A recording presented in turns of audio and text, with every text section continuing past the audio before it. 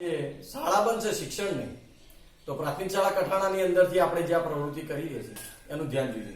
ઘરે શીખીએ બુક દરેક બાળકને આપેલી છે તો એની અંદર વિવિધ પ્રવૃત્તિઓ આપેલી છે અને દરેક વિષયની. તો આજે ધોરણ 6 ના વિષય હિન્દીમાં પ્રવૃત્તિ 20 ઢાંચે પડશે કહાની લેખન. દરેક મિત્રોને ખબર છે વાર્તા કોને ના ગમે.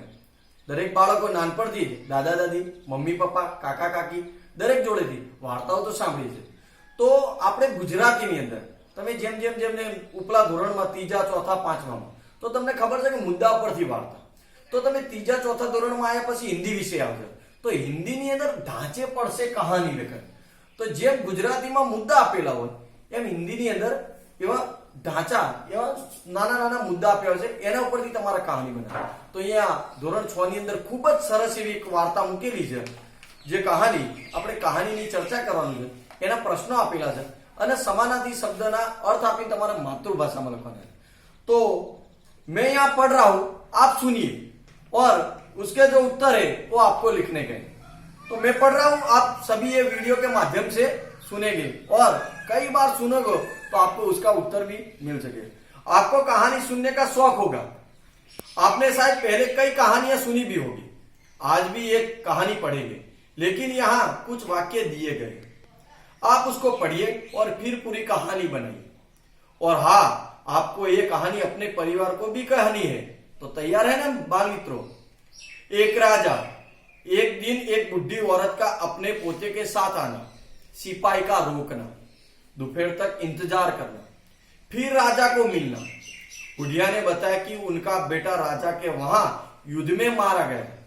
अब ये उनका लड़का है, रामू नाम है, उम्र 10 साल की है. काम के लिए विनती करना. राजा ने मुफ्त में राशन देने की बात कही. बुढ़िया ने मना किया. राजा ने कहा कि छोटा बच्चा तो पढ़ेगा, काम नहीं दे सकते. बहुत विनती पर राजा ने कहा ठीक, हमारे यहां रहकर पढ़ेगा. एक दिन की बात है. सेनापति ने आकर राजा को कुछ कहा. राजा को चिंता हुई. रामू वहीं पढ़ रहा था. उसने पूछा मैं कुछ करूं. सेनापति को याद है ये काम कोई बड़ा नहीं कर सकता था पर छोटा कर सकता. पूछा अंधेरे से डरेगा. बच्चे ने कहा ना. फिर रात को जंगल में जाना. वहां एक पेड़ के बीच छोटी सी जगह, वहां छोटा लड़का ही बैठ पाए इतनी जगह. रामू का सुनना रामू को बिठाना. सेनापति का वापस आना. रात को डरावनी आवाजें. आधी रात को 2 लोगों का आना. कुछ बातें करना. रामू का सुनना. कुछ सुबह सेनापति को वापस आना. रामू को राजा के पास ले जाना.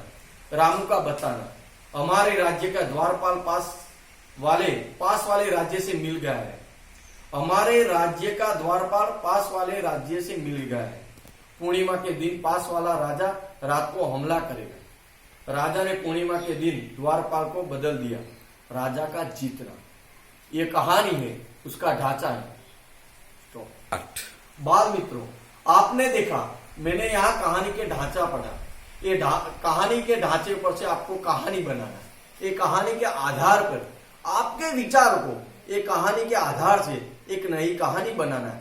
और ये कहानी से आपको क्या सीख मिली, कौन सा शीर्षक दिया जाए वो आपको यहाँ जो नीचे दी गई जगह पे लिखना है.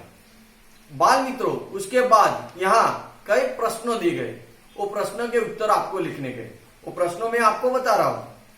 रामू कौन था. राजा ने रामू को काम देने से क्यों मना किया. राजा ने रामू को अपने घर क्यों रखा. आधी रात को सेनापति रामू को कहां छोड़ आया, क्यों. रामू ने रात को क्या देखा.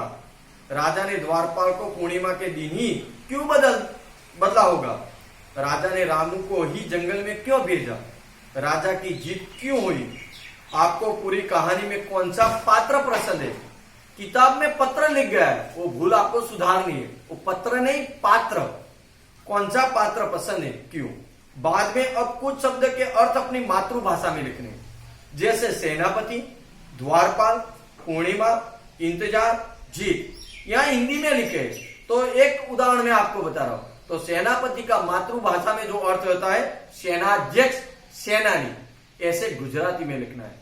और बाल मित्रों अपनी किताब में कई सारी चित्र के आधार पे, ढांचे के आधार पे कई कहानी है, आप पढ़ो और बनाइए और उसके उत्तर दीजिए और अपने साला बने, शिक्षा बने, तो आप प्रयत्न करिए। Okay, thank you.